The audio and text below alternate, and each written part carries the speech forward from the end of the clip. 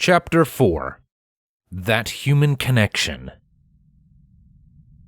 Mission log, Sol 5117. AOS undefined. Message received, source null. No, I can't say that I've ever seen anything like it. Nothing like it at all? Sunset Shimmer, once more standing in her birth form in Starlight's workshop and laden down with stacks upon stacks of books she'd brought from the human world at Starlight's request in her saddlebags, thought about that for a moment. Well, I mean, I've seen pictures of prototypes on the internet, and Microchips made a small toy robot for the science fair last year. But no, I've never seen anything matching our friend here even remotely in the human world. Starlight nodded, disappointment written all over her face. Did you also check out the thing I asked you about? Sunset levitated a certain book in between them, slightly giggling. She couldn't believe how good it felt to use a simple levitation spell. When Starlight heard nothing for a while, simply observing Sunset bob the book up and down in her magic, she gave her an amused look. Would you like to join Twilight and me for some magic practice later? Looks like you've been missing it. Sunset, letting out an embarrassed cough at having been caught daydreaming, nodded. That sounds nice. Anyway, the book is info on every probe my world's space programs have ever sent up, but there's no mission that ever had a rover like this. Even the biggest one was only half the size for starters. Rover? Starlight asked, pausing from skimming through the book and looking up. Sunset nodded. That's what they call an autonomous wheeled exploration vehicle. A rover, huh? Makes sense, I suppose. I've been wondering what to call it, but that's just a descriptor. It really needs a name. Sunset mused. Well, the two small ones they used for our moon were unimaginatively called Luna 1 and Luna 2, though a certain vice principal approved and kept reminding us in every astronomy class she ever taught. The one they put on Duna was called Braveheart, if I remember correctly, and then there's Aphrodite, which is still transmitting from the surface of Eve, but that's just a lander, not an actual rover. She smiled, remembering that evening not too long ago. Human Twilight had talked her into staying over at her place and watching the live stream of the landing, turning it into a science slumber party. Of course, tacking the word party onto anything would inevitably summon Pinkie Pie, as well as the rest of the girls, which it did. Sunset hadn't really cared all that much at the time, but Sci-Fi's enthusiasm for the mission had been infectious. What had stuck with Sunset more than anything else was listening to mission control at the moment of touchdown. One poetically inclined operator, upon confirming the surface contact light at his console, had called out the phrase, "Flight Ecom Aphrodite has kissed Eve."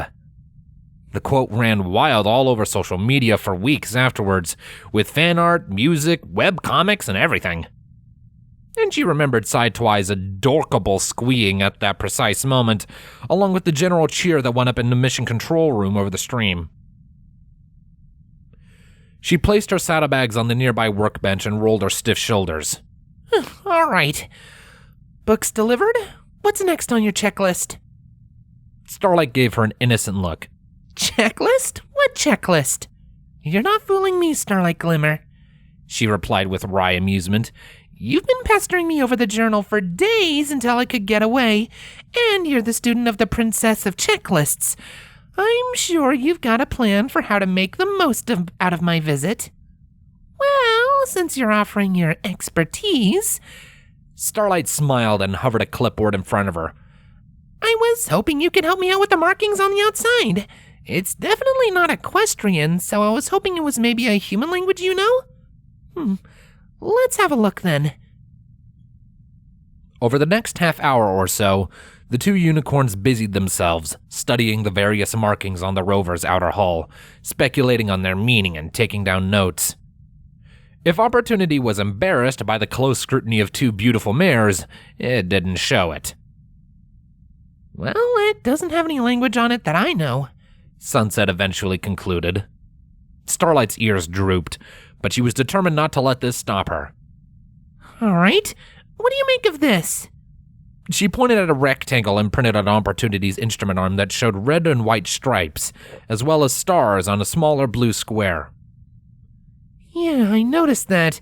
No words on this one. National flag, maybe? Or it could be the mission patch. The white could signify tire tracks and the red sand you found on it, and the stars mark it as a mission to another planet. Huh. Could be. Starlight conceded, a hoof thoughtfully at her chin. I thought it might have been a hazard warning, since it's on a moving part. What do you make of the two in the front? I would have thought those seemed more decorative. Sunset took another look at the two markings at the front lip of the solar panels that spelled JPL and NASA, respectively. I agree. I'd say they're letters, but they're clearly more stylized than the writing we found on other parts, which seemed more technical in nature. So I'm willing to bet they're logos of some kind. That's just a hunch, but I think this one is the one for the Spaceflight Agency. She pointed confidently at the NASA logo. But the other one has me stumped. Not enough to go on. Okay, let's move on to the sundial. Partial command recognized. Sundial. Pancam, acquiring calibration target. Pancam, recalibrating. Yes, let's. I think that's by far the most interesting thing. Sunset replied, visibly excited and making her way to the back, the rover seemingly following her with its camera eyes to look at the same object. She cleared her throat. I think the center is an artistic representation of your friend's home solar system, which has 2 planets. Starlight blinked. That's quite a conclusion to come to in such a short time. It is. But look, you've got this big thing in the middle, it's gold, and there's some protrusions on the shaft that I think represent the rays of the sun. They don't have any obvious function, even if the globe and shaft do. Right, I guess I can see that, Starlight said dubiously. Sunset pointed at 2 circles around it. I think the inner circle with the blue dot represents the rover's homeworld. The red dot on the outer circle is the planet you found it on. You said it was covered in red dust. In the human world, those would roughly line up with the positions of Earth and Duna. Starlight jotted that down in her notes. That's incredible! I would have never thought of that, though we need another data point to confirm it. She was glad to have brought Sunset Shimmer in now. The fiery redhead's artistic inclinations offered insights that Starlight's more scientifically geared brain might have never even considered. But what about the language? Sunset raised one hoof. Languages, plural. She beckoned the other unicorn closer and indicated a prominent word, Mars, which was seemingly followed by a number. I think all the markings on the edge are the same as that word, just in different languages. Starlight rechecked her notes on the 16 smaller markings. Are you sure? They vary widely in character count. They do, but many human languages work differently when it comes to writing out phonetic sounds. In some cases, you have a character for an entire syllable, for example, and there are characters that match. So that word must be important. It could be the rover's name, followed by a serial number. Starlight nodded. Could be. It would be nice not to call it Rover or the machine or it anymore, if we can figure out what it says. There you are. The 2 unicorns turned towards the voice at the door. Huh, should have figured you two had absconded to your mad scientist lab, Spike said as he entered the room. Turning to the rover, he made a fist and lightly bumped it against the rover's instrument arm. Hey, Oppie, you sure are popular with the mares. Pancam, recalibration finished. IDD, impact detected. Pancam, reorienting to find source of tremor. As Opportunity's main camera swiveled around and honed in on Spike, giving the illusion of nodding in response to the fist bump as it centered and then zoomed in on the dragon's face. Spike nodded back. Oppie? Starlight asked. Why do you call it that? Oh, Spike answered with a shrug, walking over to an empty workbench, pulling himself up onto the ledge and settling down on it. You said that it seemed kind of old, with all the dust and broken parts. Oppie is a dragon word for an old-timer. That seems kind of mean, Sunset observed. Hardly, Spike replied. Have you ever seen an ancient dragon? They even make Torch look like a baby. One could probably give Celestia a run for her bits in a fight. Trust me, in Dragon Society, Oppie is a term of the highest respect. Starlight hummed. Well, it's better than Rover. Rover sounds like a Diamond Dog name, but Oppie doesn't quite ring true for some reason. Spike shrugged again. If you say so, but that's what I'm gonna call him. Then he turned to Sunset Shimmer. While we're on the subject of incredibly powerful beings that dwell in dark caves, care to tell me why 1/3 of the equestrian government has locked herself into her lab with that black box you gave her? Oh, thanks for reminding me, Spike. I almost forgot. Sunset rummaged around her saddlebags and pulled a black object out of it. With a small application of magic, she released a hook on it and made it unfold. I come bearing gifts. Is that? Starlight asked with wide eyes. Yep, Sunset grinned. A computer. Then the object you gave Twilight.